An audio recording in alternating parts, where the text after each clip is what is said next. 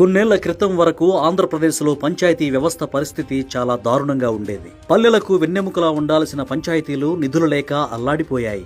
గత జగన్ ప్రభుత్వ హయాంలో కేంద్ర ప్రభుత్వం పంపిన 14-15వ ఆర్థిక సంఘం నిధులను వేరే పనులకు మళ్లించడం, సర్పంచుల చేతుల్లో చిల్లిగవ్వ లేకపోవడంతో పల్లెల్లో అభివృద్ధి పూర్తిగా ఆగిపోయింది. సర్పంచులకు ఉండాల్సిన చెక్ పవర్ను కూడా పక్కన పెట్టి అధికారాలన్నీ అధికారుల చేతుల్లోకి వెళ్లడంతో గ్రామాల్లో పాలన కుంటుపడింది. ఒకప్పుడు దేశానికి ఆదర్శంగా నిలిచిన ఏపీ పంచాయతీరాజ్ శాఖ గత ప్రభుత్వ వైఫల్యాల వల్ల జాతీయ ర్యాంకింగ్స్ లో ఏకంగా 24వ స్థానానికి పడిపోయింది. రాష్ట్రంలో కూటమి ప్రభుత్వం అధికారంలోకి వచ్చిన తర్వాత ఉప ముఖ్యమంత్రిగా బాధ్యతలు చేపట్టిన పవన్ కళ్యాణ్ పట్టుబట్టి మరీ పంచాయతీరాజ్, గ్రామీణాభివృద్ధి శాఖలను తీసుకున్నారు. కేవలం పదవి కోసం కాకుండా గ్రామాల్లో నిజమైన మార్పు తీసుకురావాలనే లక్ష్యంతో ఆయన పని మొదలుపెట్టారు. గతంలో నిర్వీర్యమైన గ్రామ సభలకు మళ్లీ ప్రాణం పోశారు. పంచాయతీలకు రావాల్సిన నిధులను నేరుగా వాటి ఖాతాల్లోకే పడేలా చూశారు. సర్పంచులకు ఉండాల్సిన గౌరవాన్ని, అధికారాలను తిరిగి ఇవ్వడంతో గ్రామాల్లో పాలన మళ్లీ పుంజుకుంది. కేవలం నిధులు ఇవ్వడమే కాకుండా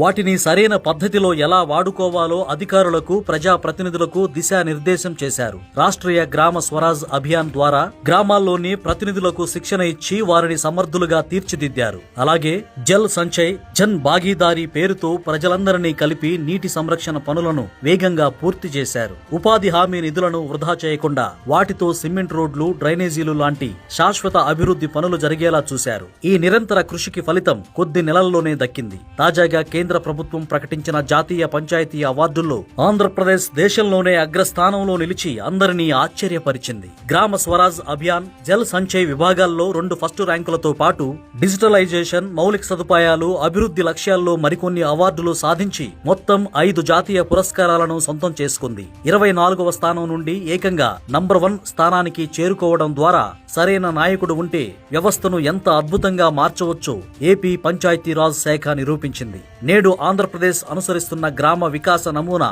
దేశవ్యాప్తంగా ఇతర రాష్ట్రాలకు మార్గదర్శకంగా నిలుస్తోంది.